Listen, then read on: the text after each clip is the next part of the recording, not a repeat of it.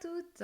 Aujourd'hui, je vais vous expliquer comment réaliser votre propre stick inhaleur aromatique. Alors j'ai une question à vous poser. Comment faites-vous lorsque vous avez besoin de respirer l'odeur des huiles essentielles, mais que vous ne pouvez pas importuner les autres en utilisant un diffuseur ou en vous badigeonnant le corps avec des huiles essentielles? Eh bien, pour moi, c'est très simple. Je réalise mon propre inhaleur aromatique. Et je vais vous expliquer tout de suite comment vous pouvez réaliser le vôtre de manière très simple à la maison. Je m'appelle Alexia Jadot, je suis docteure en pharmacie et experte en aromathérapie.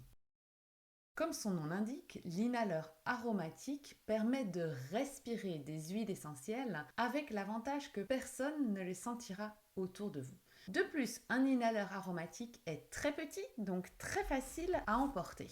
En voici un que vous pouvez facilement avoir sur vous et qui vous sera d'une très grande utilité. Vous pouvez le mettre en poche et vous pouvez l'emporter au bureau, en sortie, le donner à votre enfant s'il en a besoin pendant sa journée à l'école. Tout est possible et l'avantage c'est que vous pouvez le respirer aussi souvent que vous le désirez. Question pratique, comment réaliser votre inhaleur aromatique? Vous allez l'ouvrir et hop, à l'intérieur, vous allez découvrir un tampon. Ce tampon, vous pouvez tout à fait l'imbiber avec des huiles essentielles de votre choix. Par exemple, j'ai besoin de me détendre, je peux utiliser une synergie spécifique pour la détente.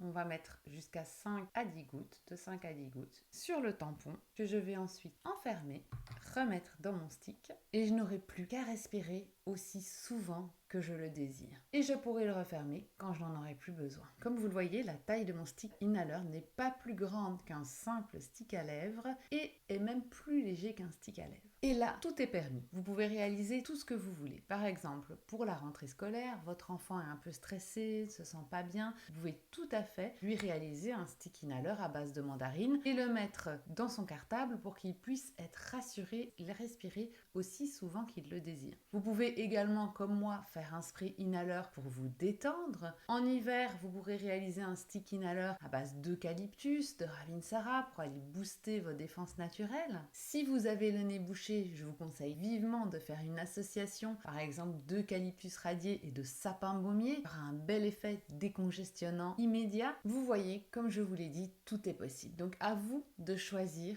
en quoi le stick inhaleur pourra vous être efficace. Vous avez même la possibilité de réaliser plusieurs sticks inhaleurs différents. Je vais en faire un pour le stress, je vais en faire un à base de menthe poivrée pour le tonus, je vais en faire un pour booster mon immunité et jongler comme ça entre vos différents sticks inhaleurs. J'espère que cette vidéo vous aura été utile et vous aura permis de réaliser votre stick facilement. Et je vous donne rendez-vous dans 15 jours pour une nouvelle vidéo. Je vous souhaite une très belle journée aromatique. Si cette vidéo t'a plu, je t'invite à me laisser un commentaire et je te donne rendez-vous dans 15 jours pour une nouvelle vidéo.